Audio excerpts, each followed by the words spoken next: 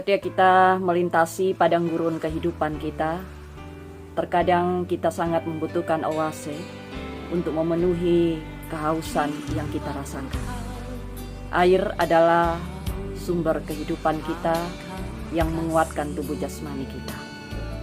Ketika Yesus di kayu salib, dia juga merasakan kehausan dan berseru, "Aku haus."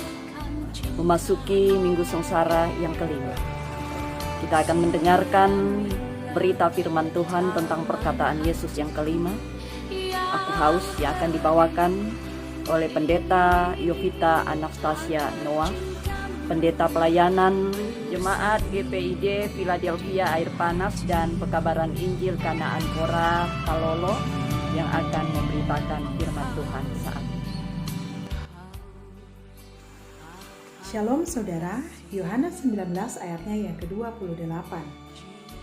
Sesudah itu karena Yesus tahu bahwa segala sesuatu telah selesai, berkatalah ia supaya genaplah yang ada tertulis dalam kitab suci, "Aku haus." Saudara, "Aku haus" merupakan perkataan kelima ketika Yesus berada di atas kayu salib. Kita mungkin berpikir bagaimana bisa Yesus berkata, "Aku haus"? Bagaimana mungkin air menjadi masalah bagi Yesus anak Allah? Apakah Yesus kehilangan kuasanya? Mungkinkah dia sangat tidak berdaya? Bukankah Yesus adalah Tuhan yang Maha Kuasa yang pernah berkata kepada ombak untuk reda maka ombak pun reda? Bukankah Yesus juga yang telah berjalan di atas air? Bahkan dia juga telah mengubah air menjadi anggur. Bahkan dia pernah berkata, "Akulah air hidup, jika engkau minum, maka engkau tidak akan haus lagi." Tetapi ternyata dia haus. Bahkan ia harus berkata bahwa "aku haus." Saudara, apakah maksud perkataan Yesus pada bagian ini? Mengapa Yesus berkata "aku haus"?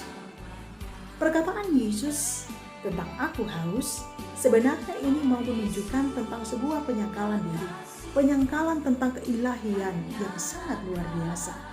Dia yang setara dengan Allah mau mengambil rupa seorang hamba, bahkan mau menjadi sama seperti manusia.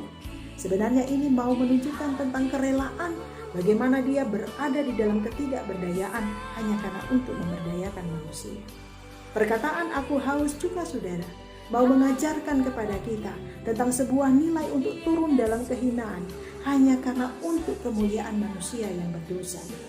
Ia mau melakukan segala sesuatu untuk kita. Tetapi ingat saudara, bahwa perkataan "aku haus" bukan perkataan kekalahan.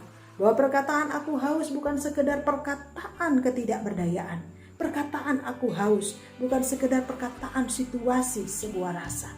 Tetapi perkataan "aku haus" mau mengatakan bahwa aku rela mengalami apapun untuk karya penebusan yang dikerjakan.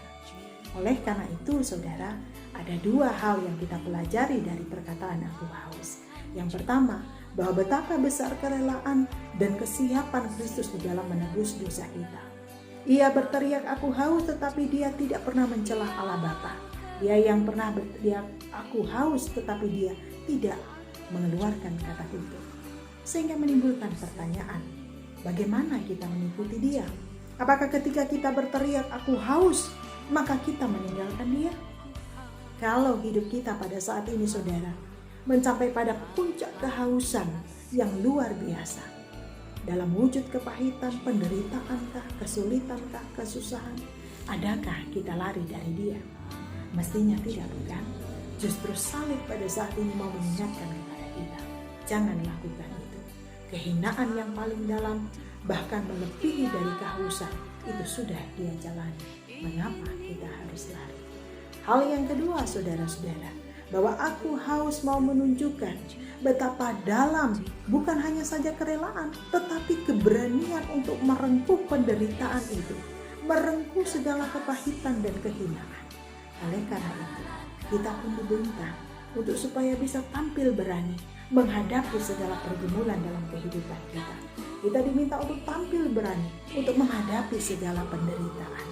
Oleh karena itu saudara, biarlah Tuhan menolong kita, memberkati kita, dan biarlah di dalam kehausannya kita terpuaskan. Amin. Terima kasih kepada Pendeta Yovita Anastasia Noah yang sudah memberitakan firman. dalam rangka menghayati minggu-minggu sengsara Yesus Kristus.